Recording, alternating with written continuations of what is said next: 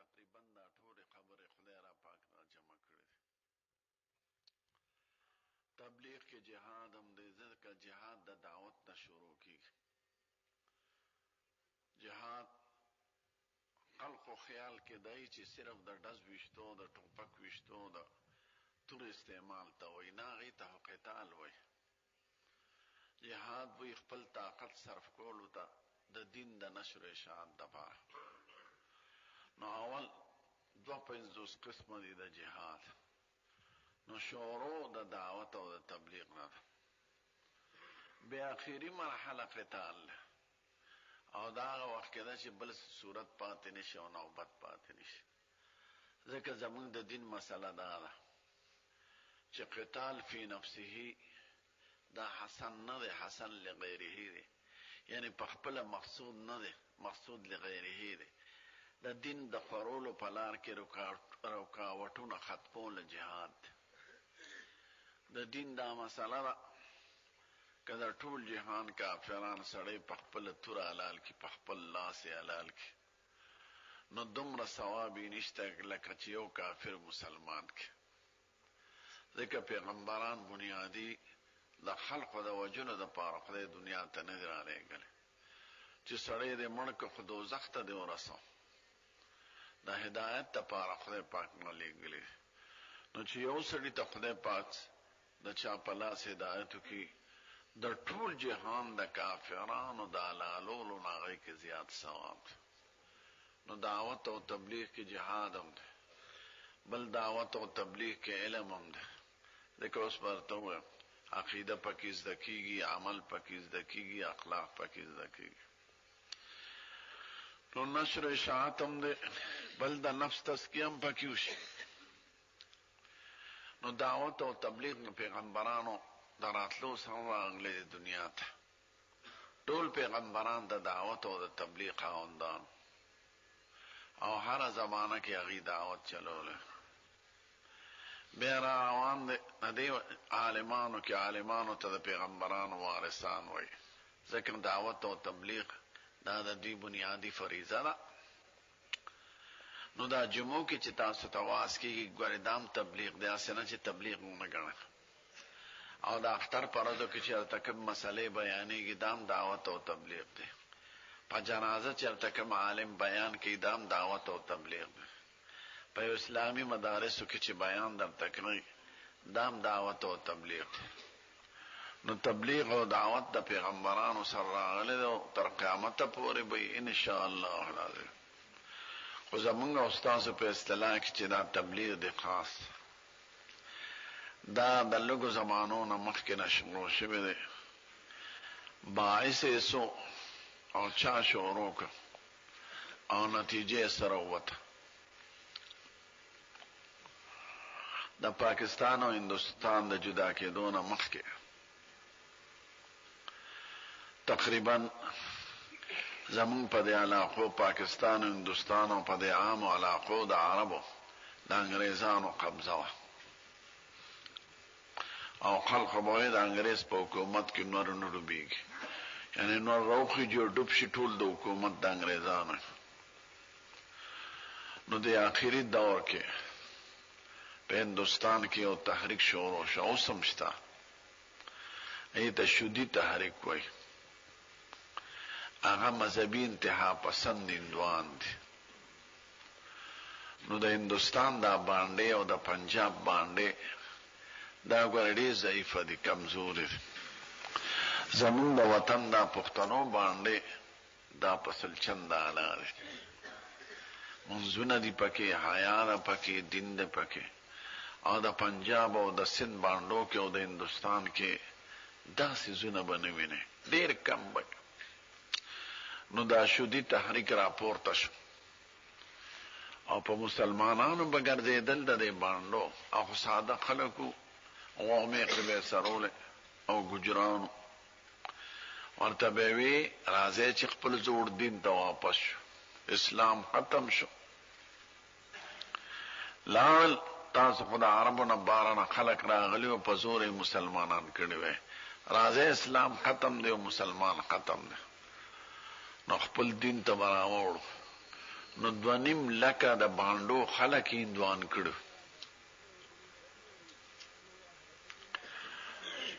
نو یو ښکلی سړی عالم مولانا محمد الیاس دومره لوی عالم هم نو، رنګ نه تور وخړ او سپک دست قامت یې وړوکی او ژبه به یې خطا لکنت و پکې چې خبره به یې کولې کله به یې د پتون له لاس را خلاص کړ. خو د درد او د فکر یو خاوند خدای چې د چا نه کار ني که نه، نو د هغې دپاره لوی علم او لوی شهرت هم ضروري نه دی. نو هغه وی خدایه مسلمان د خلقو د هدایت دپاره خدای دنیا ته پیدا کړو او رالیږلو، اوس هندو راځي او موږ د خرابوي. نو زړه کې دا راغله چې په دغه علاقو ګرځم دا چې کوم هندوان شوي دي چې دوباره اسلام ته راوبلو. خو ځان له تللی نه شو، ځان له سړي سي متریم وي. یو سړي ته منت کړی، دوه ته کړی، درې ته، یو 4 کسان یې تیار کړل، ځکه خپل کار پرې ښودل، خپل روزګار پرې ښودل او د دین په نوم وتل دا ګورې ګران کار. شیطان او نفس سړي ته مختلف رکاوټونه پیدا کوي. نو 4 کسان یې ځان سره تیار کړل. نو په هغه کلو وګرځېد چې کوم کلي کافر شوي مرتدان شوي، هغه دوباره مسلمانان کړل او پوه کړل چې دا څه کوئ تاسو خپل دین هم پرېښود د هندوانو په وجه. ډېر خوشحاله او یې شکر دی چې خدای دوباره دا مسلمانان کړل. بیا وی دا تحریک نه بندو ګرځو به، ځکه بادشاہ په بادشاہ په سوچ کې دی، لیډران د خپلو اقتدار په سوچ کې دي، ډېر ملایان د خپلو امامتو د خروارونو په سوچ کې دي، عالمی فکر ډېر کم دی. نو راځئ چې په ګرځو په دې دغه نو ورو ورو هغه تحریک شروع شو. هغه تحریک دې وخت دې ته ورسېد. الحمدلله یو لوی مرکز کې تاسو ناست دي. ما لاهور کې سبق وی سن 56 او 57 کې، یعنی د نن نه 50 کاله مخکې د لومبي ځل رایوند کې اجتماع او لږ خلک. نو زه یو استاد سره لاړم، زما عمر 20 کاله یا 19. نو وړوکی جماعت و د خټوه مرکز او یو کیو پکې ډوغل شانت او بیم خراب د رایوندو به خرابې، د هغه کیو بم نمکینې او ترخې خلقو به په ډولکو باندې دغه به ښکته کوله او به یې راوښکله. مولانا یوسف صاحب د خدای وبخښي هغه راغله او په زوړ جومات کې اجتماع ولګه شان او کتابونه خرڅېدل په لارو کوڅو کې. 3 شپې هم تېرې کړې. په اول ځل یې د امریکې نه یو 2 کسان راوستي و نیګرو اتور مسلمانان شو.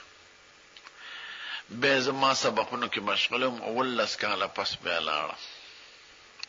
چې مو کتل وی جماعت جوړو ښکلی او 2 حوضونه لوی تکش نه یو بخکلی مزیدار او اجتماع به ملته کېده. بیا څه موده پس بیا خو به تقریبا کال نو 2 کال پس بتلم. نو دومره حد ته ورسېده چې هغه بار ځای چې کوم دی هغه والا کافي کېږي. د تحریک بنیاد په اخلاص او په تقوا او په للهیت، نه پکې مقصد شهرت، نه د دنیا حصول، نه جمعداري و، نه لیډري و، صرف د خدای او د رسول د دین خدمت کولو. نو چې کوم عمل په اخلاص شروع شوي خدای پاک د هغې نتیجې ښکلې راوباسي. هغه عالم زمونږ د علماو د مشرانو شاګردو د حضرت مولانا رشید احمد ګنگوهي صاحب او د حضرت مولانا اشرف علي صاحب، نو هغې سره به رابطه وه. هغې نه به یې تپوسونه وکړل. هغه تحریک دې وخت کې اوس د یو اندازې مطابق دې وخت کې 15 لکه کسان په تبلیغ کې مصروفه دي. تاسو الحمدلله په یو سل 15 ملکونو او قاریو کې خدای پاک ګرځي په جماعتونو بدل کړي. تاسو باور او په سختو کافرو په ملک مراکز جوړ شو او دارالعلومونه جوړ شو. لندن طرف ته یو لوی هسپتالو د امریکای د ټي بي هسپتال هغه خرڅو مسلمانانو واش او یو لوی دارالعلوم په جوړ کړی مولانا دارالعلوم زکریا. دارنګ یو 15 پېته ګرځي هغه خدای په جماعتونو بدل کړ. مخکې پروس کې الاخبار الحق رساله کې راغلی مخ چې لندن کې خدای پاک یورپ کې یو انګريز خدای مسلمان کا او سو ایکړ ځمکه مرکز ته وبخل ورکړ وی دلته مرکز جوړ کړ. چین ته کلاړ د 100,000 نه زیات جماعتونه جوړ شو. افریقا کې امریکا کې په خوا یو جماعت دو جماعت ابو زروست تلم د علمي دوره وا بخارا ته تلم او بخارا کې د امام بخاری صاحب کړه داغه جماعت ته داغه محله وا چې کوم کې پیدا شوه کنه غوس خخ سمرقند کې د سمرقند یو ضلع دا رغد ورته وای التمرل ناغلوی خطیب چو مسلمانانو هغه نه مې تاسو ما څنګه صورت حال په دې آزادۍ نو څه قدر ازادي ده. مخکې به بوډاګان 15 کسان د جمعې په مانځ کې او چې کله تبلیغ والا رااله او سنوا ازادي رااله سپا باندې کم شو نو 4000 او 15000 خلک په جماعت کې ناست. موږ شکر هغه صح ملکونه خو خطیب ګیره خړېله ما ورسره عربی کې خبره کوم ما کوم دې سبق ویلې لیبیا کې نو لیبیا او مصر کې ګیری نشته. مصر ته د تعلیم جامعه سره نه ملایانی ګیری خړې هغه لوی مشر چې د ماشين کړی هغه ښکاری نه پمخ ما سره ما سپکین منځ کو به او خبرم کوله خو مصر کې به خلک د ګیر خاوندانې چې تبلیغ سره واسطه ملیشیا ته لاړ اندونیشیا ته قضې پرده نه کوي مخونه سرګند او جماعتونو ترازي هغه خزه پرده کوي چې تبلیغ سره واسطه راشي یې خاوندان په تبلیغ کې ولک افریقې ته تلم جنوبي افریقې ته دا علمي دورو کې خپل نو د خدای فضل د جنوبي افریقا کې مسلمانان مالدارم دی او نیکانم او تقریبا هر جماعت کې د تبلیغ کار روان دی او جماعتونو دومره خشته چې عربو کې دا سنشته. عربو دا د درې جماعتونو مسجد نبوي مسجد حرام او مسجد عائشه او مسجد قباء مدال خکولی او مسجد ذات القبلتين نور عام جماعتونه خدوم رخکولی نه دي. افریقې ته چې لا شي ټول جماعتونه خکولی د سبیلونو په ځای کې با دغه زوړن دي تولیه او ورکوټونه او روزانه باندې نوې صابونونه پراته صابونونه به بدليږي تولیه به بدليږي او ورکوټونه به او چې شاکوټ پتلون کې کنه او ورکوټ واغوندي او منځو کې او به کې دا د دې تبلیغ اثر او د مولانا صاحب یو زنده باقی کرامت په اخلاص بنا دی وخت کې دا چې څومره عالم اسلام ته تکلیفونه دي دا وجه دا چې موږ په دین باندې عمل پرې کړو. تاسو اورئ افغانستان کې تکلیف ته فلسطین کې تکلیف ته عراق کې تکلیف ته نو دا د خدای بیان دی او ما اصابک بمصیبت فبما کسبت ایدیکم ویعفو عن کثیر. یعنی مسلمانانو شمیره دی وخت کې د هر قوم نه زیاته ده هر پنځم انسان په مختزمه کې مسلمان. حکومتونه د هر چا نه زیات دي، 50 حکومت د مسلمان. محل وقوع د دنیا منځ ده، ټول لارې په مونږه دي، بحری لارې، هوایي لارې، او د مسلمانانو فوجونه دا د جهان منل شوی فوج دی. په ګرمۍ کې، په یخنۍ کې، په غرونو کې، او په شګو کې، او په دشتو کې، او په سمندرونو کې یو شان جنگ کولی شي. او د دنیا د ګټې عام سیزونه دا مسلمانانو ملک دي. یوازې په سعودي عربو کې 15% تیل د ټولې دنیا پیدا کیږي، 19%. عربان موږ سره ده، کویلا اکثر مسلمانانو سره ده، سره او مسلمانان وال ټکول کوي. دا وجه دغه ده چې د دین کارې پرېښی. خدای پاک دوی د خلقو د هدایت لپاره پیدا کړو، دوی د خلقو نقلیان شو، بیزوګان شو، نو د خلقو په نظر کې بے عزت شو. نو یو عالم دی، دا غنم دی شکیب ارسلان، شام کې تیر شوی، نو کتاب یې لیکلی دی په دې موضوع چې دا ولې موږ تباه یو. لیډران او صدران خو یو څه وایي، بل څه وایي. یو وایي چې زه کرسۍ ته ورسم نو علی به اسلام راشي، بل وایي بل څه. خپل عمل ته هم فکر نه د امت عمل ته. نو هغه وایي یو ځل مې دا سوچ کې او جړل مې چې خدای دا په مونږه څه چل شوی دی. مونږ د هندو هم ذلیله یو، د هندوانو یو حکومت ته څوک په سترګې نشي راوچتولی، د چین یو حکومت ته څوک په سترګې نشي راوچتولی، اسرائیل یهودو وړوکی حکومت ته څوک ورته څه نشي ویلی، 14 عربو ملکونه ته چاپېره دي، ټول تیاري.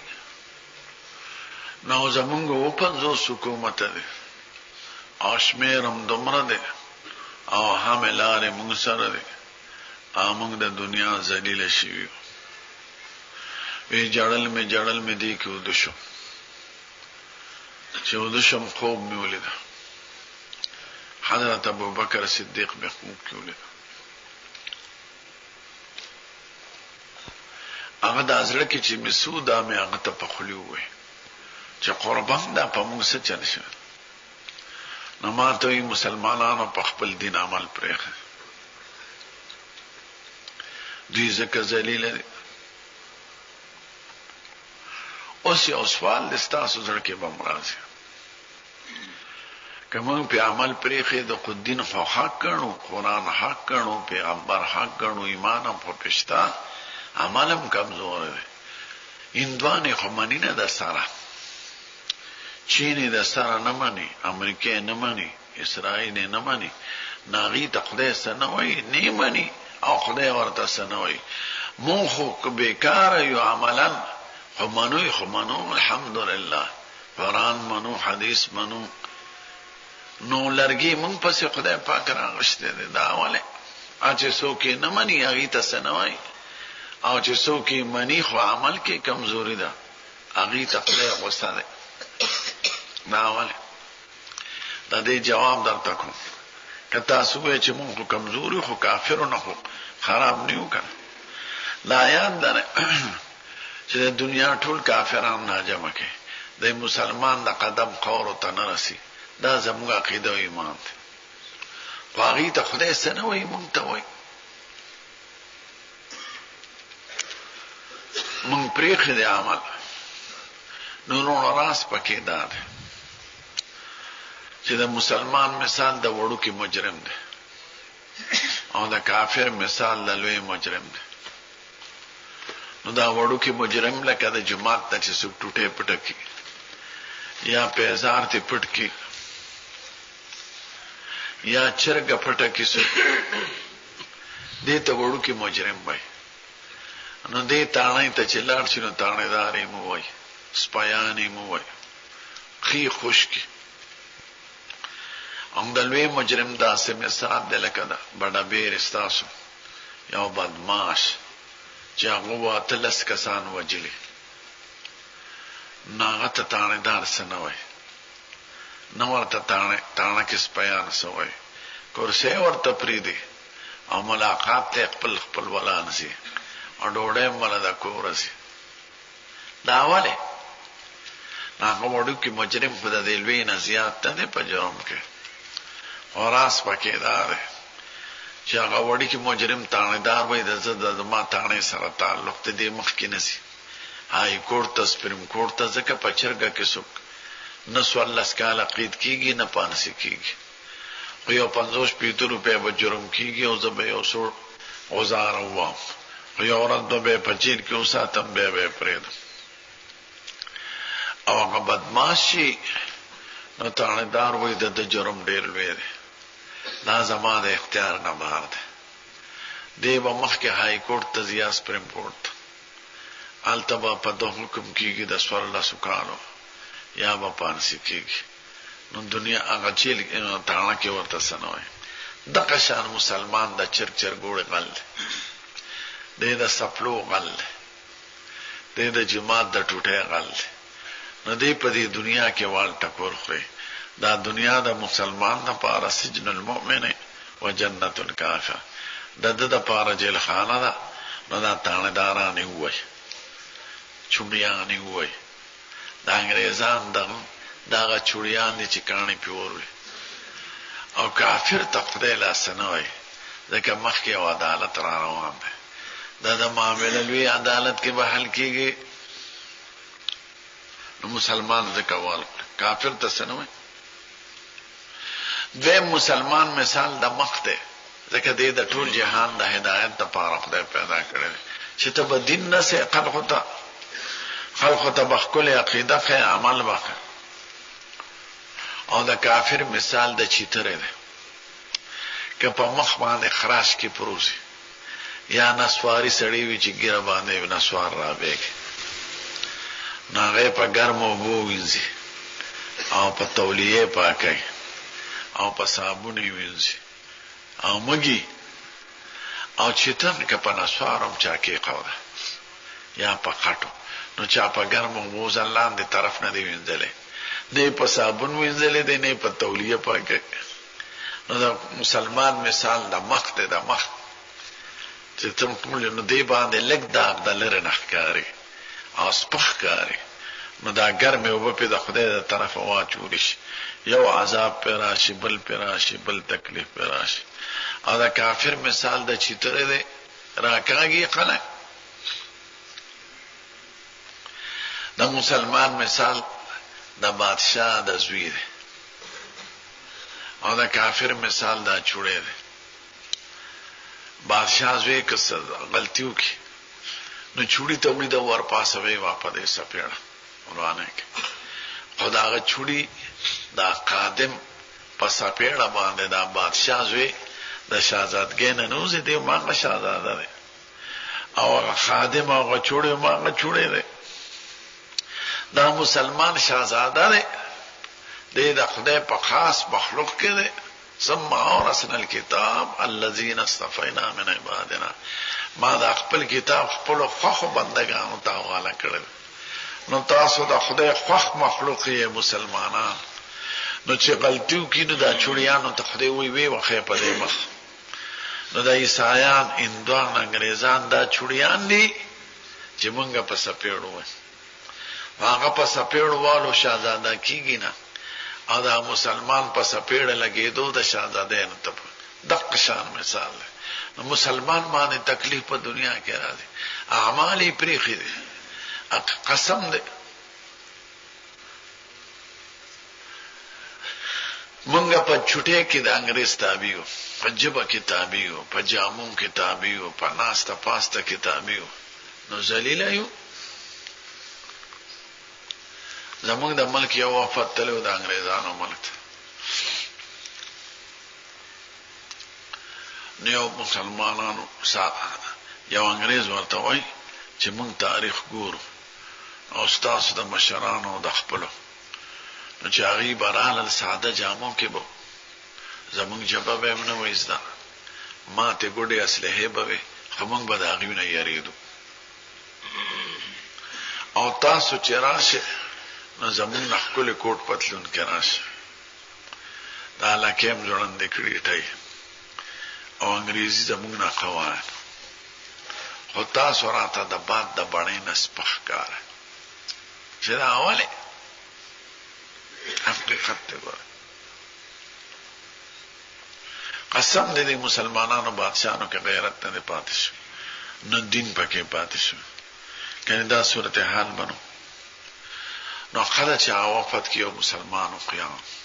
وی زمونږ د مشرانو نه ذکر یې دی چې دا غي جامه خپلاوه جمع خپلاوه تعذیب خپلو ناس ولاړه خپلاوه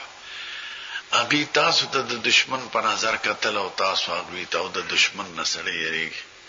مونږ چې راځو تاسو په جامه کې راشو تاسو په جمع کې تاسو په سړیتوب کې تاسو په عمل کې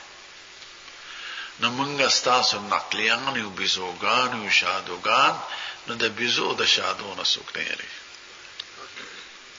صحیح وي مونږ عمل پرې کوو دا تبلیغ مقصد دا نه چې یو خاصه پارټي جوړول خاصه پارټي دا نه دا مسلمانول دا عقیده د اسلام شي عمل د اسلام شي اخلاق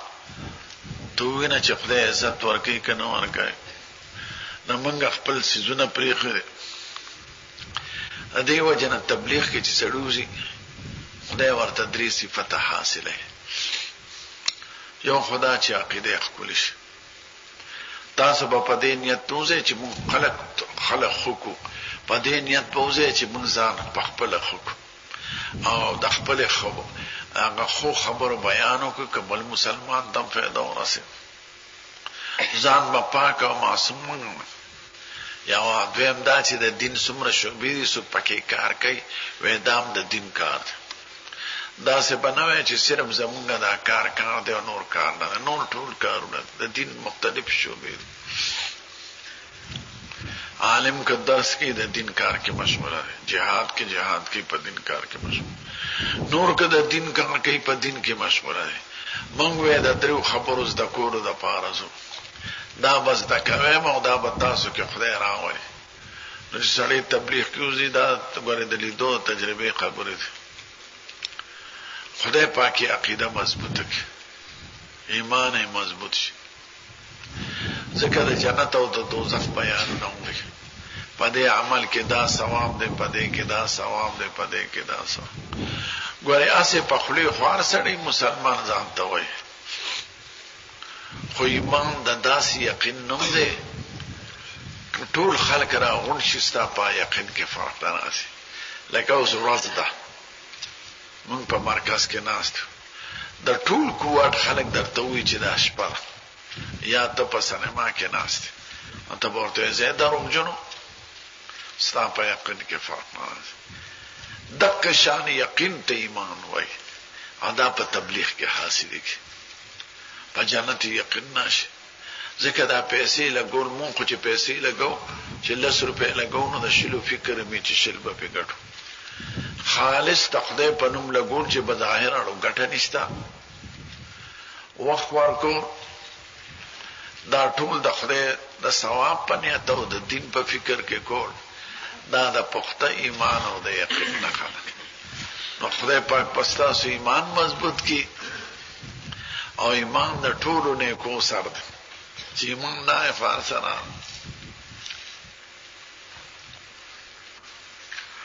دویم عبادت بم سي معاملات ځکه منځ بم سي ډیر مسلمانانه قسم دې مولایان مې دل دلوی ګرو خاوندان او دلوی پټکو بلوچستان کې افغانستان کې د قواعدو کې په قور کې رکوع به غلطه کوي سجده به غلطه کوي معاملات کې به حلال او حرام تمیز نه کوي